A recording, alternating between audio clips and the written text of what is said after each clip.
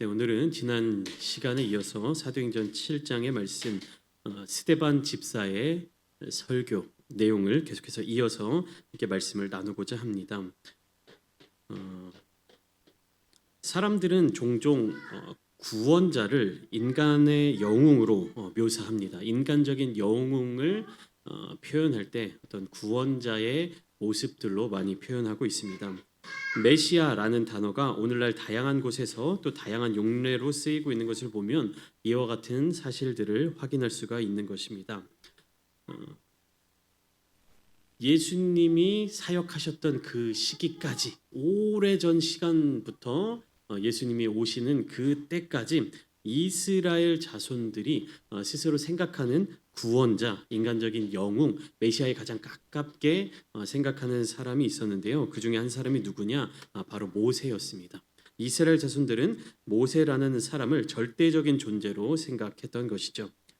그러나 스데반은 설교를 통해서 다음과 같은 사실들을 강조하고 있습니다. 가장 먼저 모세는 하나님의 손에 붙들린 도구였을 뿐이다. 모세 그 자체가 대단한 능력이 있거나 어떤 특별한 존재가 아니었다. 그리고 구원의 주체, 구원의 주권은 하나님께 있었다. 그러니까 구원의 주체는 하나님이셨다라고 하는 그 사실을 강조하고 있는 것입니다. 그렇기 때문에 지난주에 함께 나누었죠.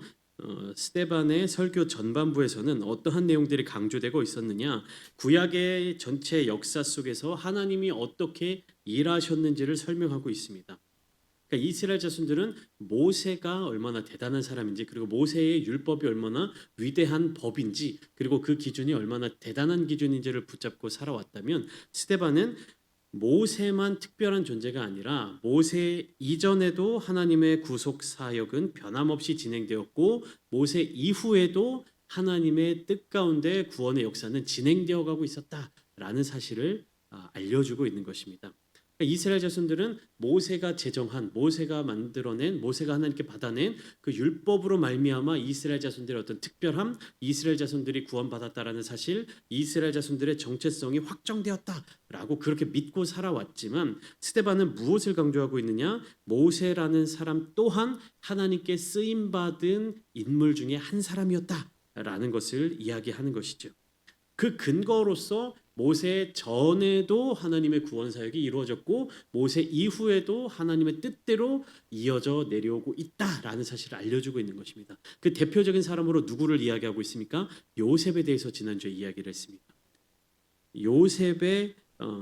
요셉이 하나님께 어떻게 쓰임 받았는지, 요셉이 이스라엘 자손들의 구원 역사 가운데 어떠한 역할을 감당했는지, 다시 말해서 요셉이 대단한 능력을 가지고 이스라엘 자손들을 구원한 것이 아니라 하나님께서 어떻게 요셉을 사용하셨는지에 대해서 스데반이 이야기를 하는 것입니다.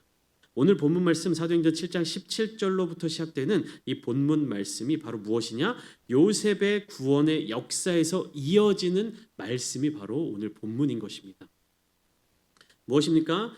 애굽 땅에 닥쳐온, 그 근방 지역에 닥쳐온 흉년을 해결한, 그러니까 풍년을 잘 준비해서 흉년을 해결한 그 능력, 그리고 야곱과 그 일행들, 그 가족들 70명이 애굽 땅으로 이주해 와서 그곳에 정착할 수 있었던 이야기, 그리고 그것에 정착한 이후에 몇 세대를 거쳐가면서 굉장히 많은 숫자로 불어나고 번성하게 된 이야기, 그리고 그 번성하게 된 것 때문에 바로에게 핍박을 받게 된 이야기로 쭉 이어지고 있는 내용들을 우리가 발견할 수 있는 것입니다.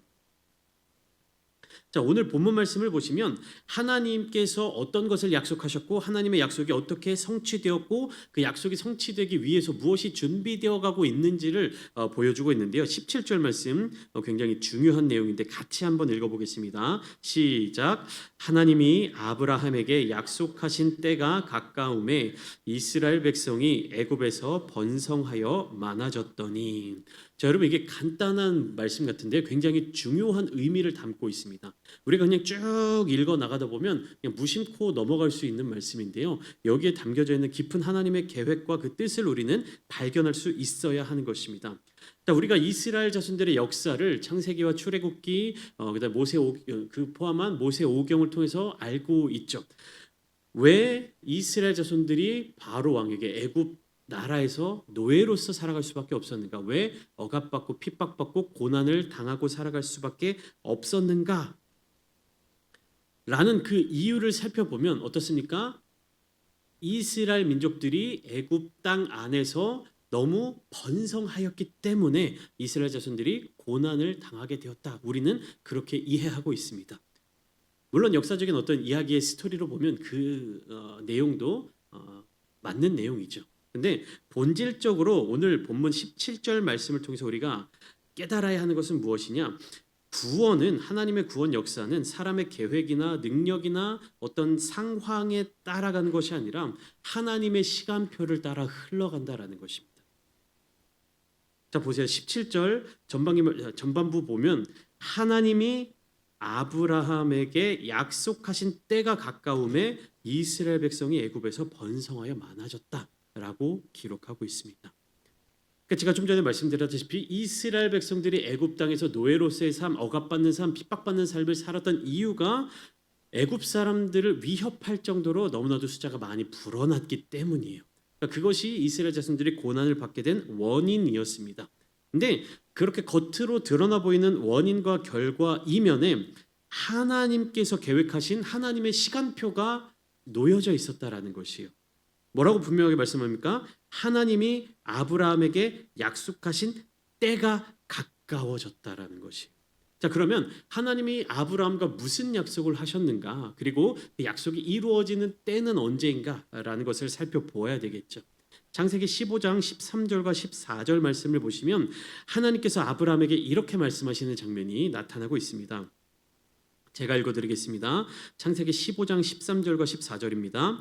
여호와께서 아브라함에게 이르시되 너는 반드시 알라 내 자손이 이방에서 객이되어 그들을 섬기겠고 그들은 400년 동안 내 자손을 괴롭히리니 그들이 섬기는 나라를 내가 징벌할지며 그 후에 네 자손이 큰 재물을 이끌고 나오리라.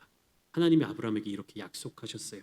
13절 말씀을 다시 보여드리면 말씀드리면 내 자손이 이방에서 객이 되어 그들을 섬기겠다라고 하나님께서 말씀하셨고 몇 년 동안이나 400년 동안이나 내 자손을 괴롭힐 것이다. 하나님께서 아브라함에게 분명하게 말씀하고 계셨어요. 여러분, 근데 하나님이 약속하시는 약속의 메시지인데 그 약속의 메시지가 우리가 잘 이해가 되지 않는 부분이 있습니다. 무엇입니까? 네 후손이 400년 동안 괴롭힘을 당할 것이다 라고 하나님이 약속하시는 거예요. 왜 그러실까? 왜 그러셨을까? 그 말씀이 14절에 분명하게 이유가 나타나고 있습니다. 그들이 섬기는 나라를 내가 징벌할지며 이게 첫 번째 이유고요. 두 번째 이유는요. 그 후에 네 자손이 큰 재물을 이끌고 나오리라. 이렇게 하나님이 말씀하셨습니다.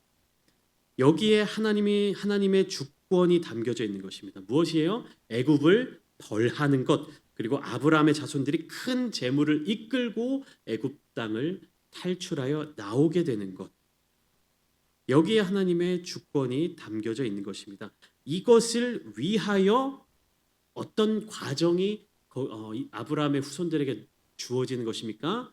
이방 나라의 객이 되는 것, 그들을 섬기게 되는 것, 그리고 400년 동안 괴롭힘을 당하게 된. 이해가 되십니까? 이 모든 일에 하나님의 주권이 담겨져 있었다라는 것입니다.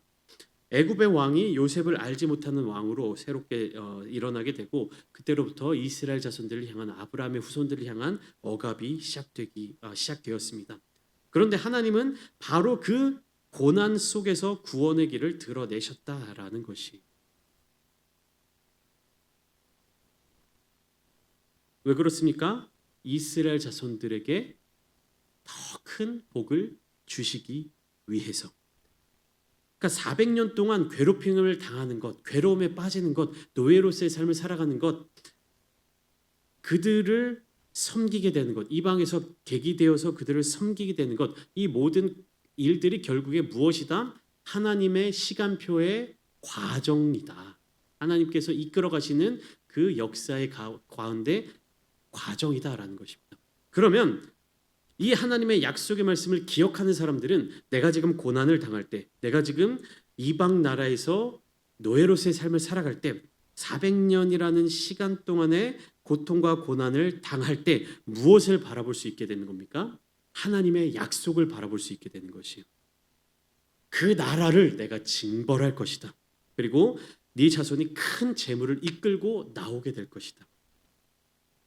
그러니까 하나님의 약속을 기억하지 못하는 사람들은 어떻게 되는 겁니까? 노예로서의 삶을 살면서 그냥 고통스럽고 고난 당하고 있는 것이고, 그 어려움을 당하면서도 그냥 불평과 불만과 혹은 원망 혹은 하나님을 향한 부르짖음만 그냥 그렇게 외칠 수밖에 없는 그런 삶을 살아갈 수밖에 없다는 것입니다. 그러나 하나님의 약속을 기억하는 자들, 하나님의 약속을 알고 있는 자들은 어떻습니까? 그 이후에 하나님께서 주실 이 나라를 위한 사명, 이 나라를 위한 하나님의 인도하심을 붙잡을 수 있다라는 것입니다.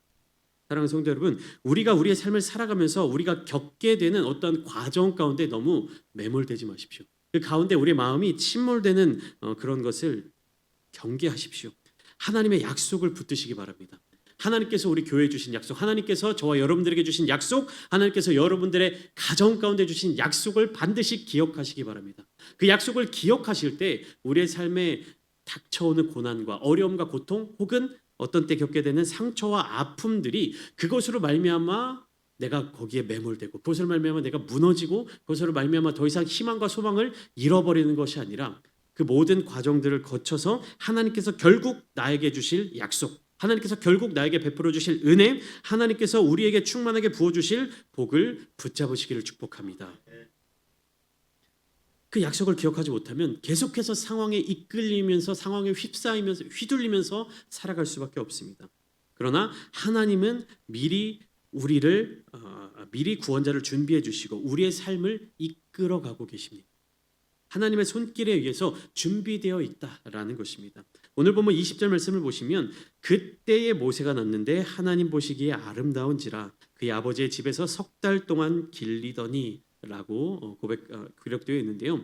자, 하나님 보시기에 모세가 아름다웠다라는 것이요. 근데 우리가 이것을 잘 이해해야 되는 부분은 무엇이냐? 모세가 아름다웠다, 모세가 대단한 사람이었다, 모세가 총명한 아이였다. 마치 우리 고전 그 신화처럼 박혁거세가 알에서 태어났고 주몽이 태어나면서부터 걸어다니고 활을 쏘고 이런 전설 같은 대단한 영재가 태어났다라는 것이 아니라 하나님께서 모세를 아름답게 보셨다라는 것이.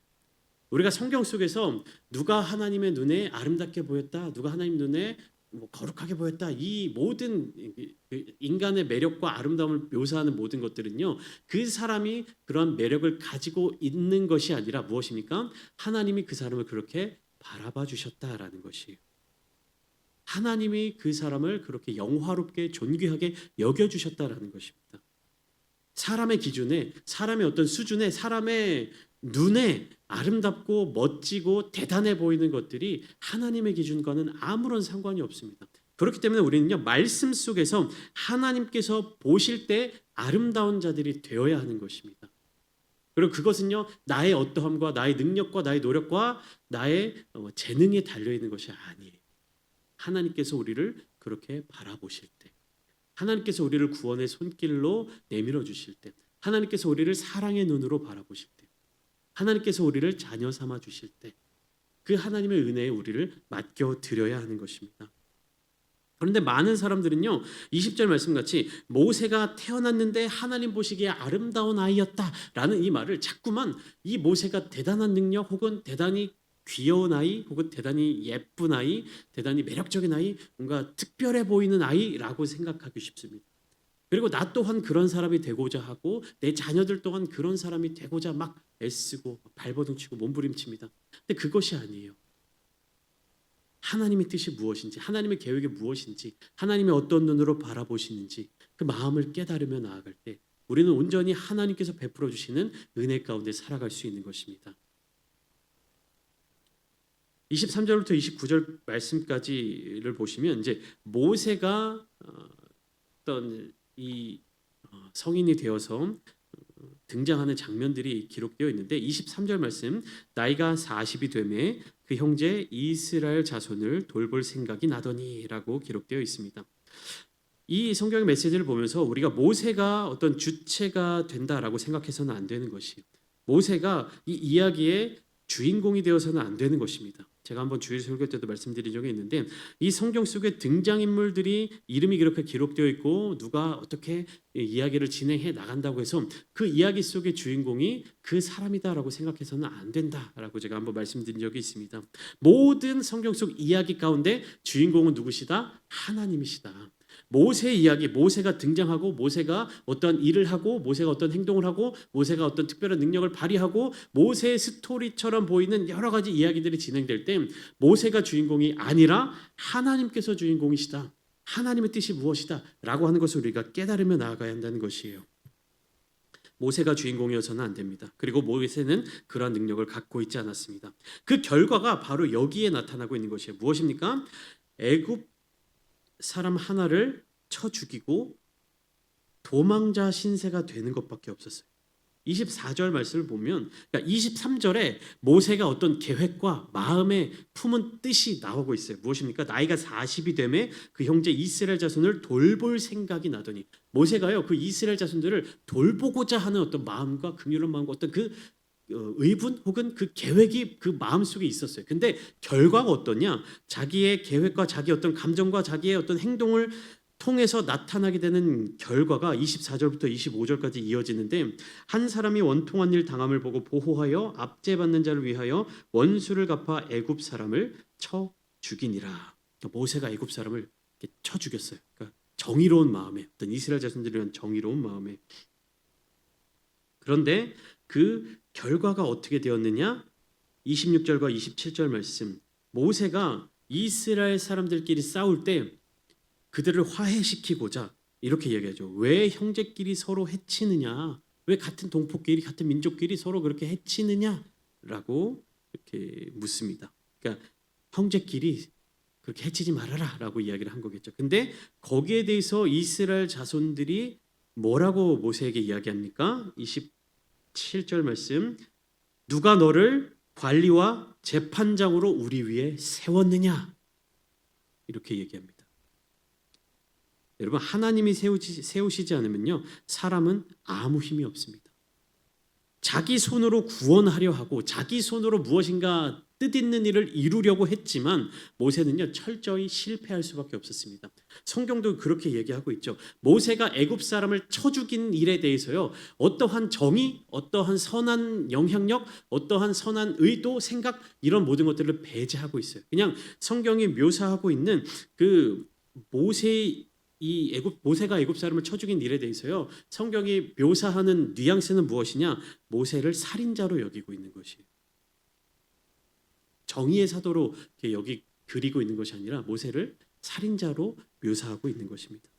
그리고 같은 동포라고 생각했던, 같은 민족이라고 생각했던 이스라엘 자손들에게도 인정받지 못하고 애굽 사람들에게도 쫓겨다니게 되는 신세가 되어버렸다라는 것입니다. 하나님이 세우시지 않았기 때문에, 사람의 힘으로, 사람의 의지와 사람의 생각으로 세우려고 했기 때문에 모세는 미디안 광야로 도망칠 수밖에 없었고 이후 40년 동안 훈련의 시간을 경험하게 되었습니다. 우리는 반드시 이것을 깨달아야 합니다. 구원은 하나님의 손에서 시작되는 것이고 하나님의 손으로 완성되는 것이다. 그렇기에 모세는요 하나님의 손에 붙들리는 훈련의 과정이 필요했습니다. 40년이라는 시간이 지나고 난 이후에 하나님의 손이 모세를 부르셨어요. 불타는 떨기나무 가운데 임재하신 하나님께서 모세에게 이렇게 이야기하시는 것이죠. 30절부터 이제 36절까지 말씀인데 33절 말씀 보시면 주께서 이르시되 내 발에 신을 벗으라 내가 서 있는 곳은 거룩한 땅이니라. 거룩한 땅, 이것은요 어떤 장소를 말하는 것이 아니라 하나님께서 임재하시는 곳이 바로 거룩한 곳이다라고 하는 그 거룩의 근원에 대해서 이야기를 해주고 계시는 것입니다. 이어서 32절 말씀을 다시 보시면 나는 내 조상의 하나님이라고 하나님 말씀하십니다. 그리고 이어서 쭉 34절부터 내 백성 이라는 말을 함께 이어가고 있는데 이것은 무엇입니까? 이스라엘 자손들은 잊어버렸을지 몰라도 430년의 시간 동안 그 수많은 시간이 거쳐오는 동안 아브라함과 하나님께서 하신 그 약속을 이스라엘 자손들은 잊어버렸을지 모르지만 하나님은 그 약속을 잊어버리지 않으셨다라는 것입니다. 아브라함과 약속한 아브라함의 자손들, 내 백성 이스라엘 자손들, 하나님은 그 언약을 기억하고 계셨어요. 그리고 그것을 신실하게 이루어 가셨다라는 것입니다. 내가 내려와 그들을 구원하겠다. 내가 그들을 구원하려고 내려왔다. 하나님께서 직접적인 손길을 내밀으셔서 구원의 주체가 되어 주신다라는 약속을 다시금 모세에게 주신다라는 것입니다. 즉 그렇기 때문에 모세가 바로 앞에 나가서 행했던 모든 이적들, 광야를 다니면서 보였던 모든 표적들은 무엇입니까? 모세의 능력이 아니라 하나님의 손길이요, 하나님의 역사요, 하나님의 계획이고 하나님께서 이루시는 일이었다라는 사실입니다. 하나님께서 모세를 세워주신 것입니다. 이후에 수많은 선지자들, 수많은 왕들, 수많은 하나님의 사람들을 세워주셔서 하나님의 역사를 이어가도록 만드셨어요. 여러분의 가정, 여러분의 직장, 여러분의 모든 인간관계, 또한 우리 사랑하는 아름다운 창대교회, 이곳에 하나님의 손길이 역사하실 수 있는 그러한 장소가 되기를 소망합니다. 나의 뜻, 인간의 생각, 인간의 어떠함으로 이루어져 가는 것이 아니라 하나님께서 이루어 가시는 거룩한 공동체가 되기를 소망합니다. 내가 있는 곳이 어디인지 간에 사람의 능력으로 드러나는 곳이 아니라 하나님의 능력이 드러나는 곳이 되기를 소망합니다. 모세가 아니라 하나님의 손이 구원의 역사였습니다. 이스라엘은 모세를 위대한 인물로 여겼어요. 예수님의 시대에도 마찬가지. 예수님께서 십자가에 달려 돌아가시고 부활 승천하신 이후에도 여전히 이스라엘 사람들은요, 모세를 위대한 인물로 여기고 그렇게 생각했습니다. 홍해를 가른 사람, 율법을 받은 사람, 기적을 행하였던 사람, 유대교의 어떤 교리를 확립한 사람, 그래서 어떠한 결과로 어떠한 태도로 이어가게 되었냐? 어떤 율법의 조문 그 자체를 절대적인 가치로 붙들었다라는 것이에요. 율법의 조문은 결국 무엇입니까? 하나님의 마음, 하나님의 뜻이 이스라엘 자손들에게 전달된 것이 기록된 내용이 율법이에요. 그러면 율법만을 붙잡는 것보다 더 중요한 것은 무엇입니까? 하나님의 뜻, 하나님의 마음이 어디에 있는가? 하나님의 계획이 어디에 있는가? 하나님과의 관계를 어떻게 맺어나가야 하는가가 더 중요한데 이스라엘 자손들은요, 그 율법 자체를 절대적인 가치로 붙들었다는 것입니다. 그러나 스데반은요, 설교를 통해서 분명히 이야기하고 있죠. 하나님의 손길이 없었다면 모세는 평범한 한 사람일 뿐이었다. 그도 다른 히브리 노예들처럼 애굽의 억압 속에서 살다가 생을 마쳤을 것이다. 모세가 위대한 것이 아니라 모세를 불러 사용하신 하나님의 손이 위대한 것이다. 하나님의 약속의 때가 이르렀기 때문에 모세가 귀하게 쓰임받았던 것이고 하나님의 약속의 때가 이르렀기 때문에 이스라엘 자손들에게 고통과 고난이 주어졌던 것이고 그 모든 것들을 이겨내고 하나님의 약속을 끝까지 붙든 자들이 어떻게 되는 겁니까? 가나안 땅, 약속의 땅으로 들어갈 수 있었다라는 것입니다. 우리가 주목해야 할 대상은 모세가 아니라 하나님입니다. 우리가 주목해야 할 것은 신앙의 어떤 제도들 혹은 신앙의 어떤 사람들 그런 것이 아니라 하나님만을 바라보아야 하는 것입니다. 사랑하는 성도 여러분, 하나님의 시간표를 신뢰하시기 바랍니다. 하나님의 구원의 때를 기다리기를 소망합니다. 하나님께서 역사하시는 그 날을 소망하기 원합니다. 기다림은요, 헛된 시간이 아니라요, 하나님의 손에 붙들릴 어떤 준비의 과정입니다. 우리가 기다리는 동안에 기다림이라는 것은 아무것도 하지 않는다는 것을 의미하지 않는 것입니다. 무엇입니까? 기다린다라는 것은요, 하나님의 약속을 계속해서 기억하는 것이고 하나님의 약속을 붙드는 것이고 계속해서 우리의 마음과 우리의 시선과 우리의 생각을 하나님께로 나아가도록 만드는 것입니다. 제가 한번 말씀드렸죠. 강가에 흘러내려오는 강물에 서 있는 사람은요, 가만히 있는 것이 아니에요. 그 강물을 거슬러 버텨내기 위해서 온 힘을 다해서 그 자리에 서 있는 것입니다. 힘을 다하지 않고 힘을 빼게 되면 어떻게 됩니까? 강물에 휩쓸려서 내려갈 수밖에 없는 것입니다. 하나님께서 역사하시는 그 역사의 자리 가운데 온전히 기다리는 우리가 되기를 소망합니다. 하나님의 시간표, 하나님의 역사, 하나님의 계획과 뜻이 이루어지는 그 과정 가운데 우리가 증인이 되기를 소망합니다. 내 힘으로 구원하려는 순간 실패합니다. 그러나 하나님의 손에 붙들릴 때 그 역사가 드러나게 되는 것입니다. 사람이 아니라 하나님께 집중해야 합니다. 모세를 절대화했던 이스라엘처럼 오늘 우리는 사람 혹은 지도자 혹은 어떠한 제도와 문화에 집중하기 쉽습니다. 그러나 구원의 주체는 하나님이십니다. 오직 하나님의 손길만이 우리를 붙들고 인도해 주시는 줄 믿습니다. 결국 스데반이 선포하고 있는 이 설교의 내용은요, 이스라엘이 오해한 신앙의 본질을 드러내고 있습니다. 하나님을 바르게 깨닫지 못하고 하나님을 바르게 알지 못한 그 폐해가 드러나고 있는 것이에요. 결국 그 폐해가 어떤 사건까지 이어지게 된 겁니까? 예수 그리스도라고 하는 하나님의 아들을 십자가에 못 박아 죽이게 만드는 그 사건으로까지 이어지게 되는 것입니다. 사람의 눈에는 버림받은 한 사람, 아무 효용없는 한 사람, 방해가 되고 하나님의 뜻, 율법의 가치와 맞지 않는 것처럼 보여졌던 그 한 사람이 어떠한 일을 감당했습니까? 하나님의 손에 의해서, 하나님의 뜻에 의해서, 하나님의 계획에 의해서 십자가를 감당하게 되었을 때 온 인류의 구원자가 되셨던 것입니다. 오늘 우리에게 필요한 신앙의 고백이 바로 여기에 있는 줄 믿습니다. 주님, 우리의 삶을 주님의 손에 붙들어 주시옵소서. 우리가 주님의 구원의 손길만 바라보겠습니다. 나의 계획과 나의 생각과 사람의 어떤 방법을 힘입어 나아가는 것이 아니라 하나님만을 의지하는 내가 되게 하여 주시고, 하나님의 손길만을 구하는 우리가 되게 하여 주시고, 하나님의 구원을 기다리는 우리가 되게 하여 주시옵소서. 기다리지 못하고 나의 힘대로 하는 것이 아니라, 나의 뜻대로 하는 것이 아니라, 인간적인 어떤 생각을 가지고 가는 것이 아니라 오직 믿음으로 주님과 함께 동행하며 하나님의 나라를 바라보며 소망하며 그 구원을 기다리며 그 구원이 이루어지는 그 역사의 자리 가운데로 함께 나아가시는 저와 우리 성도님들 되시기를 주님의 이름으로 축원합니다.